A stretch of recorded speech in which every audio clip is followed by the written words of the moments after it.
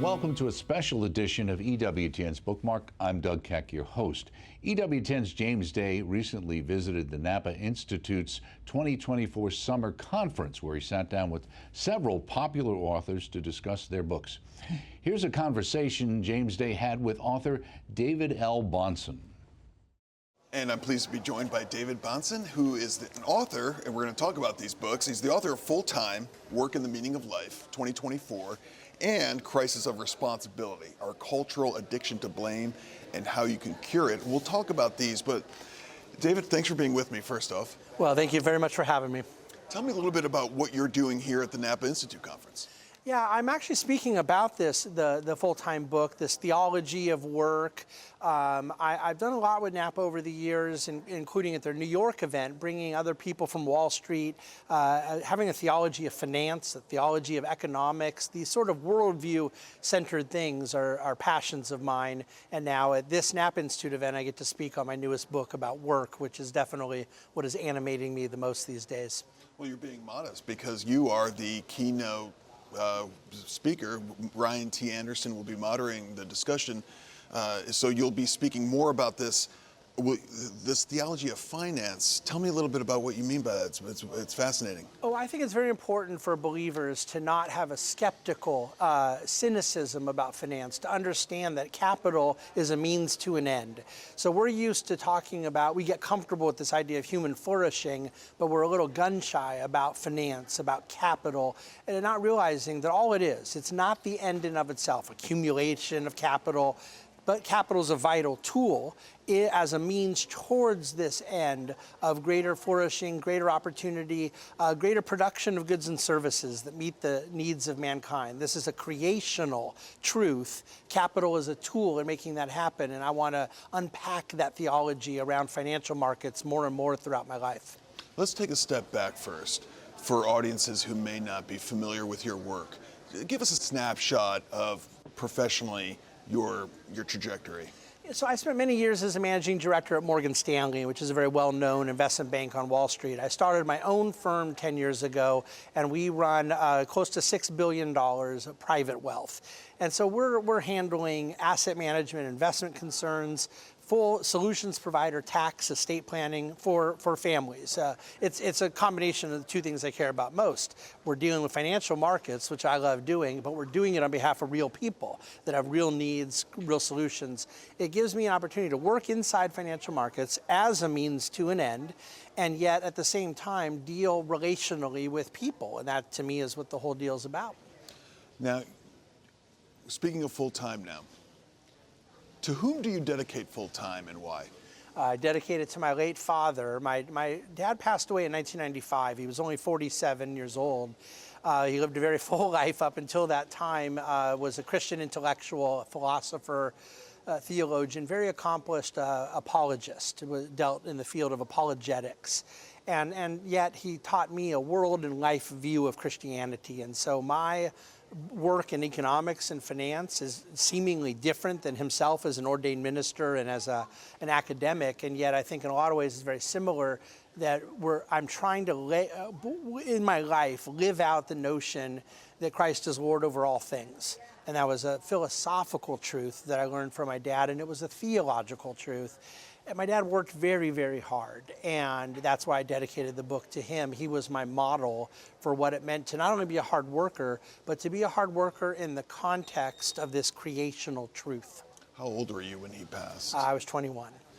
You talk in the opening about an image that you would see him every morning. Can you explain that to us? Yeah, like a lot of pastors, my dad had a home study, and he was a very early riser. I've become a very early riser. And when I was a teenager and even a younger kid, it doesn't matter what time I got up. I get up early in the morning, and my dad would be in his study working. And that wasn't most days or some days. It was every single day. And that image of waking up and seeing my dad in there working and having his early morning activity, and he had books open, and he was typing and writing and everything, and he just loved it.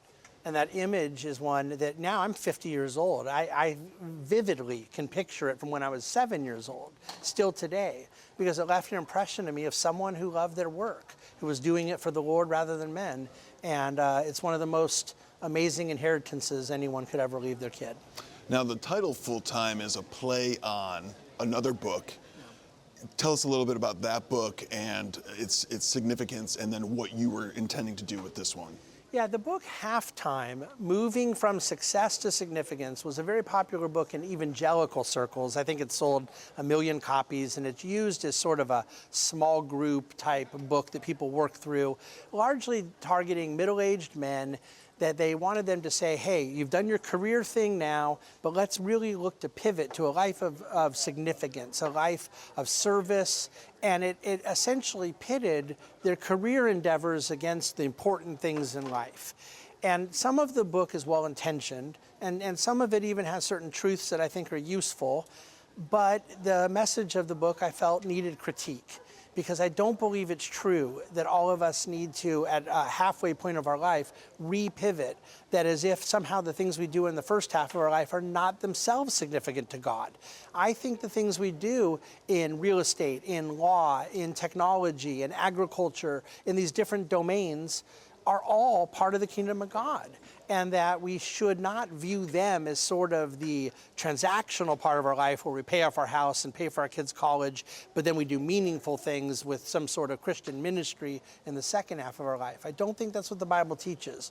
So what full-time is meant to say is that our entirety of our lives ought to be dedicated to this view of service and understanding that in our work, that vocational calling, we're growing the kingdom of God.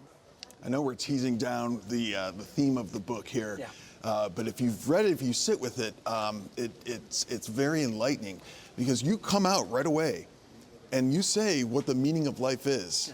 Yeah. What is it? Well, I do believe that work is the meaning of life, but I try to explain this theologically in a way that no Christian really could disagree, using the Genesis 1 creation account.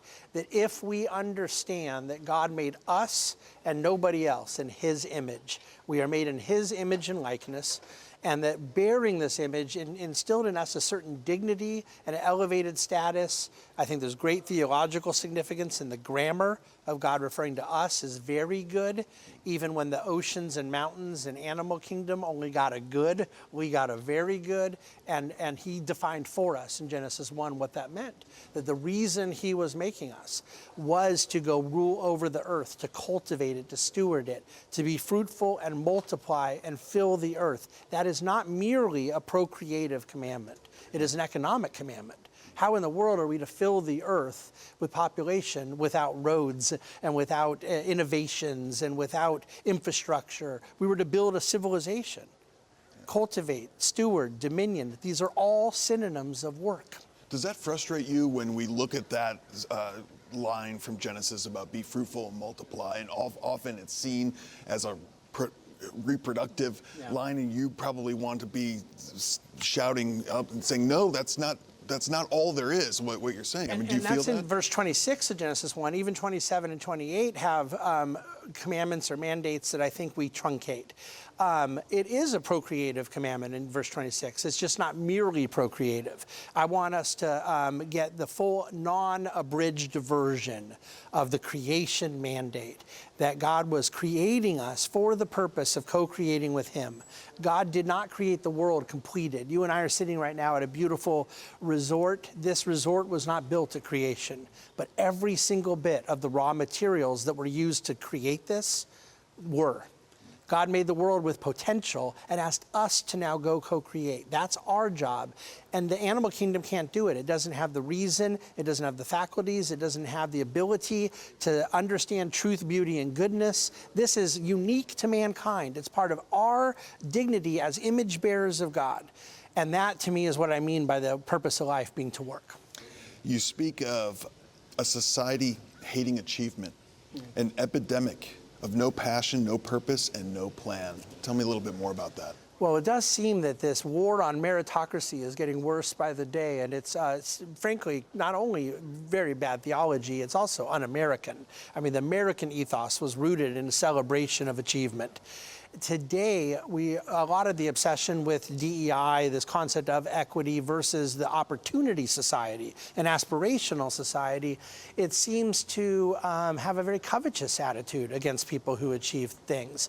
I believe that what we're supposed to do, and it's no coincidence in my opinion that the grand finale of the Ten Commandments is thou shalt not covet. That was the final commandment. And a lot of people struggle with the issue of celebrating others' achievements as opposed to resenting them. But this is fundamental to our calling as human beings, to achieve things, to celebrate others achieving them, and that this is the way in which we enhance quality of life for others. There's a distinction you draw between Steve Jobs and a 26-year-old playing video games. Yeah. And it's laughable, but you go a little, you take a step further in saying those two people are actually linked by something that they both have. You remember what that was? Well, they're linked by the fact that they both have souls that can never die, and they both have an eternal destiny. And so God is no respecter of persons. God cares for every human being, and I believe in that beautiful Catholic teaching of the sanctity of all human life. But nobody would say, oh, and also they've achieved the same things, that we view them the same way in the practical sense. The dignity of the souls and that ontological value is not for debate. But when we view a Steve Jobs, a Michael Jordan, it doesn't have to be all these high performers that are famous and have a lot of notoriety. In our day-to-day lives, we have people in our community that are doing great things, working hard, and other people in our community that are filled with bad habits, to put it mildly. There's no reason we're supposed to view those things the same. And by the way, nobody does. All we're talking about is who's willing to admit it. That we do view people through the lens of what they achieve because that's how God made us. And when we refer to their vocational achievement, we should be celebrating those achieving great things. And that could also, it doesn't have to be inventing the iPhone. It could being the greatest basketball player of all time. It could be those who are faithfully serving in their community every day in whatever capacity it may be. But when someone is just laying on the couch all day, doing nothing, which has become a crisis of manhood in our country, there's no reason for us to pretend like that is the same thing. It is unacceptable. And our society's enabling of it is not doing anybody any favors. Well, let's stick with that, this crisis of manhood. But first, is there a vocational crisis tied to that, do you think? Yeah, that's a great question. I think that there's a negative feedback loop at play where there is a crisis of manhood connected to a spiritual crisis, one of calling, one of belonging, and then very often work can become a solution to people trying to find themselves in life, find an identity, find out who they are. And there's a lot of benefit. Arthur Brooks talks a lot about earned success being a kind of basis for self-esteem. Somebody who doesn't do anything for others and has everything done for them, they don't have good self-esteem, and they shouldn't have good self-esteem. What we create a better feeling about ourselves from is from achieving, from doing, from working. Arthur Brooks, also a regular Napa Institute gentleman. Why is work so important to the self-identity of men specifically? Well, that's a wonderful question, and it's become controversial today in a lot of the gender debates and whatnot. I don't find it problematic. I don't find it offensive or even controversial, but this is by God's design. God did make men and women differently, and embedded in a biblical understanding of manhood is a responsibility to provide, to compete, to perform. These things are creational normatives. And that can upset certain people, but it shouldn't.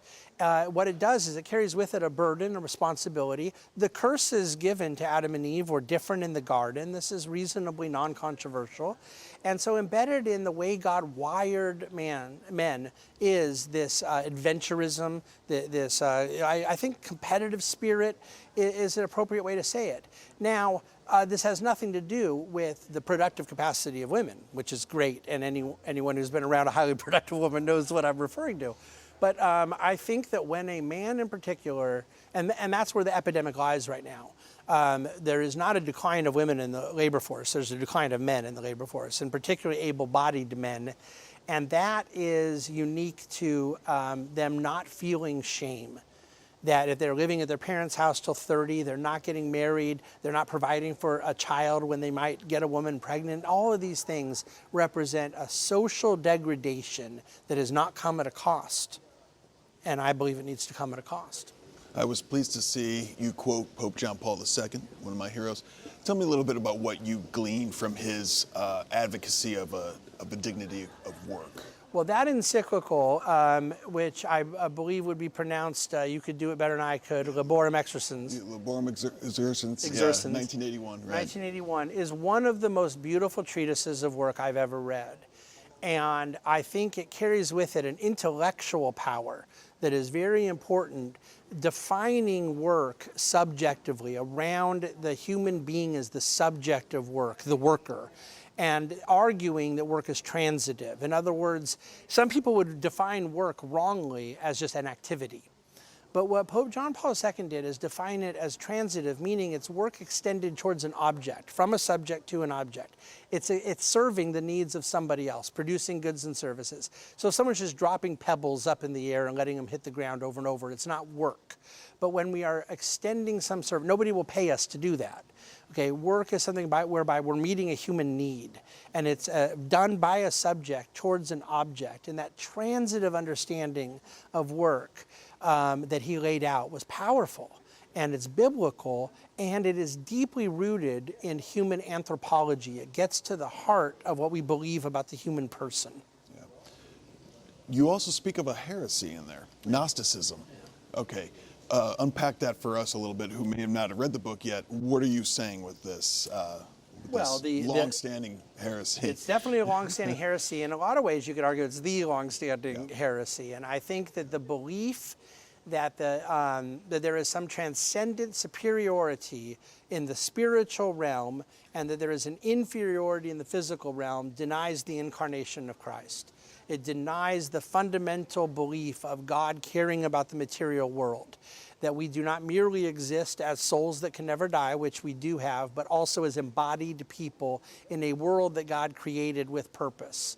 And I think that on the other side of the fall, we are living in a period where God is restoring and recreating nature to its perfected state that he created it with. And that when we say that the spiritual is superior to the physical, we are denying this process. And so Gnosticism really is effectively heretical in that it places a priority of the spiritual over the physical that God didn't do. And that we know he didn't do it, proof in his incarnate son. Right. I argue that Gnosticism really is the father of dualism, which paints sacred versus secular, the idea that what we do in our work is again somewhat inferior when we're making shoes and writing computer code and putting working in a factory, that these things are sort of part of that physical realm and a dualist context, a secular realm, and that there is a superiority when we can attach the terms like church or ministry to it. And my view of the kingdom of God is that it's all-encompassing, that the kingdom of God that there is no distinction between the work that we are doing in vocational calling versus what we would traditionally refer to as ministry endeavor. All of it is ministry endeavor. Yeah, well, you do a great job taking something that could be seen as a theological thing and something that is not important in my everyday life and something that's missed, and show how it does manifest itself in our day-to-day actions and in our mentality and how we view work. So that's to be congratulated. Well, I appreciate that. It's by design. I'm hopeful that I did that, and I want to improve that messaging to a point where people realize these are not theological abstractions. They're theological principles that need to then have practical application in our life. And I believe a lot of people that say, I have a dead-end job, I don't like my work, I don't feel calling it, but they're going to work. And they're working hard. Those are two good things, but that perhaps if they could recover this theological truth about what God made us for and what we're really doing when we work, that we are meeting the needs of others, that we're living out this co-creation mandate from Genesis 1, I hope it'll reanimate people, re-energize people in the way they think about vocation. It's not on my list, but what do you think of AI at this point? How often do you think about it? Where do you put it in the context of your writing? Yeah, in an investment management context, you kind of have to think about it every day these days. And I think that that there is more likely a context in your question about, do I believe AI is going to change the way people work?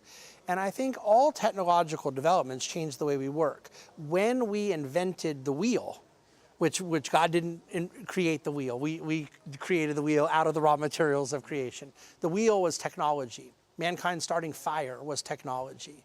And AI is much faster technology, even faster than the cloud, than the internet, than the personal computer, the microchip. There's an evolution of these things since the Industrial Revolution. It led to the digital revolution. But I do not believe for a second that AI can or will disintermediate the human being from economic activity. The human person is needed for that truly relational component that represents the social interaction in an economy. There are certain efficiencies AI will create. Some of those things may very well prove to be overrated as well. But the notion of AI doing the thinking and feeling for us, which is core to our sort of existence in a social and interactive context, it will never happen, and no one needs to fear it. I want to touch on crisis of responsibility before we're out of time, but before I leave full-time, what was your first job? Oh, my very first job, I wanted to buy a Commodore 64 computer in the early 1980s, and my parents said, sure, how are you going to pay for it? And I realized that they weren't.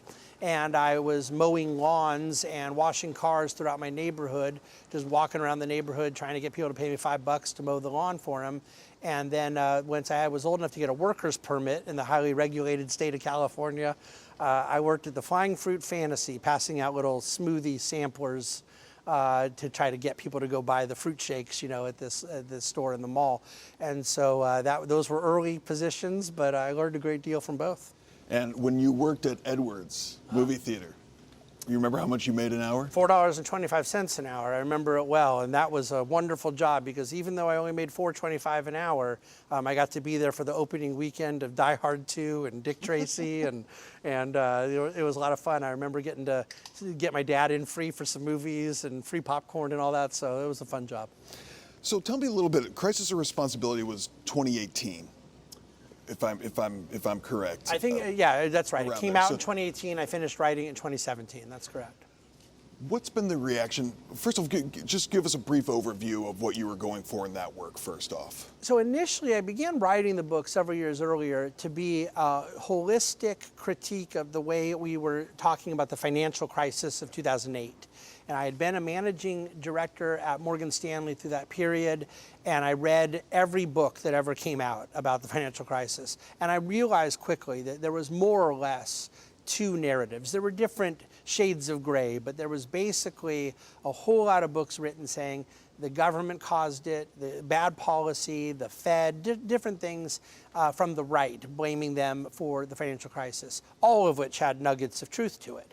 And then there were a ton of books that came out, usually from folks on the left, saying the capitalism caused it, or banks caused it, or greedy business people caused it, and that was sort of their agenda.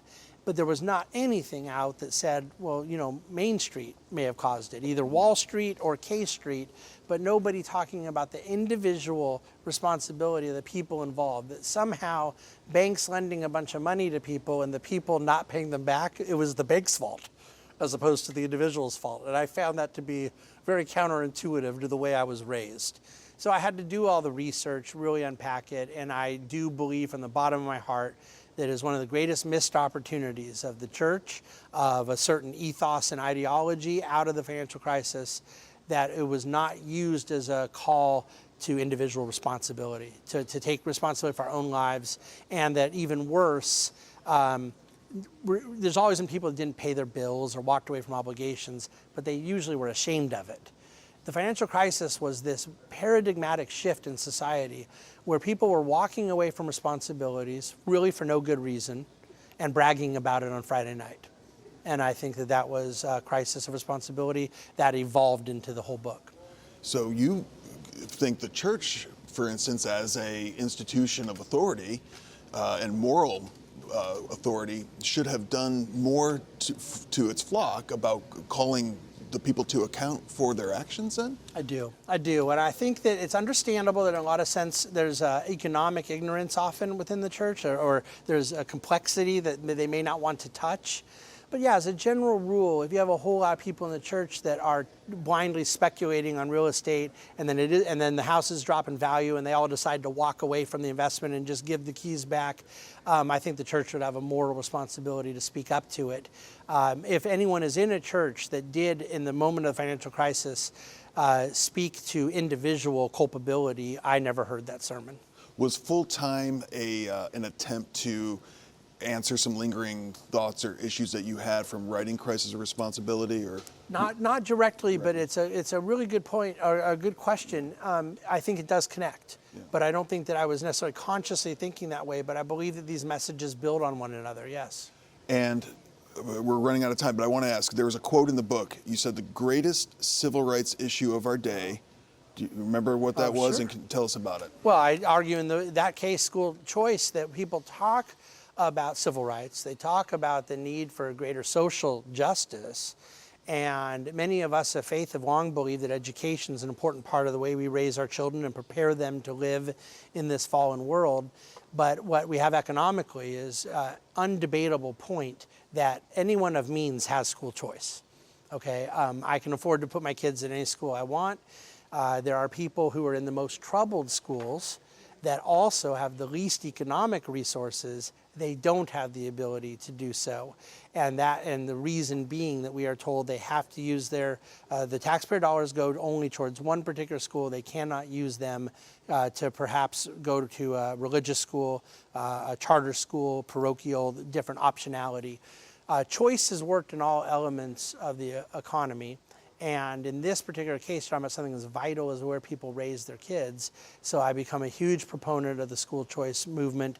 And because those who most need school choice are not people of my economic position, it is people that are often in urban neighborhoods that want something better for their kids, and we deny them that opportunity. It's a civil rights issue. I highly recommend your books, Crisis of Responsibility, Full-Time. I've been with David Bahnsen. David, thank you so much for your time. Thanks so much. And that was EWTN's James Day, talking with David L. Bahnsen, author of the books Full-Time, Work and the Meaning of Life, and Crisis of Responsibility, Our Cultural Addiction to Blame and How You Can Cure It, both published by Post Hill Press and naturally available through the EWTN Religious Catalog, EWTNRC.com, all things Catholic. Thank you for joining us for the special edition of EWTN Bookmark. See you next time.